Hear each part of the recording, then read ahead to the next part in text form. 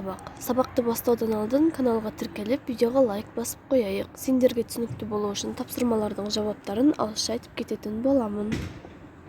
Тест тапсырмаларының түрлері. Тест ағылшын сөзі, сынақ, байқау дегенді білдіреді. Ең алғаш тест тапсырмаларын 1864 жылы ағылшын педагогы Филлер қолданған. Қазақ тілінен дайындалатын тест тапсырмалары пән мазмұны мен мақсатына сәйкес жасалады. Тест тапсырмаларының көп түрі бар. Баламалы тапсырмалар, алақай, қандай, тамаша, жасасын сөздерінің барлығы лепті сөйлем құрауға қатыса ала ма? Иә, не, жоқ жауаптарының тиістісін таңда. Толықтыру тапсырмалары, өлеңнен тұрлаулы мүшелерді тауып тиісті жеріне сызықша қой. Отан туған үйіміз, отан туған жеріміз, отан ортақ үйіміз, көңілді ән мен күйіміз. Бұл жердегі тұрлаулы мүшелер, көңілді ән мен күйіміз деген сөйлем. Бірінші тапсырмада бізде иә, не, жоқ жауаптарының тиістісін таңда. Бұл жердегі алақай, қандай, тамаша, жасасын сөздерінің барлығы лепті сөйлем құрауға қатыса ала ма? Иә, әрине бұл сөздердің барлығы лепті сөйлем құрауға қатыса алады, өйткені бұлар көңіл күйді білдіріп тұрған сөздер. Үшінші тапсырма сәйкестендіру тапсырмалары. Келесі беттегі бағанның сол жағындағы сөздерді оң жағындағы сөйлемдермен сәйкестендір.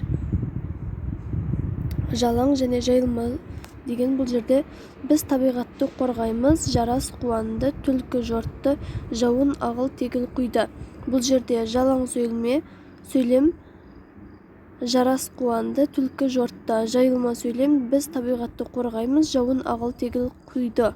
Төртінші тапсырма дұрыс жауабын таңдау тапсырмалары. Қыстырма сөзі бар сөйлемді тап. А. Демалыста кетпей-ақ қой. Ә. Айтпақшы ертең театрда жақсы қойылым болады. Б.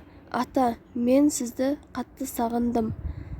Ә. Дұрыс жауабы айтпақшы ертең театрда жақсы қойылым болады. Бұл жерде қыстырма сөз айтпақшы.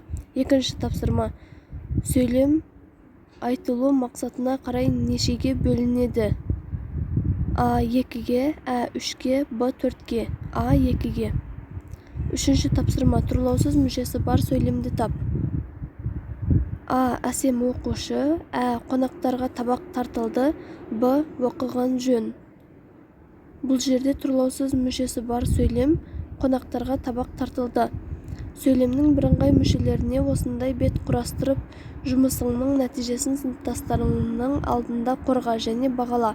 Осымен бүгінгі сабағымыз аяқталды. Тапсырма сендерге түсінікті болған болса, комментария жазып, видеоға лайк басып, каналымызға тіркеліп кетейік достар.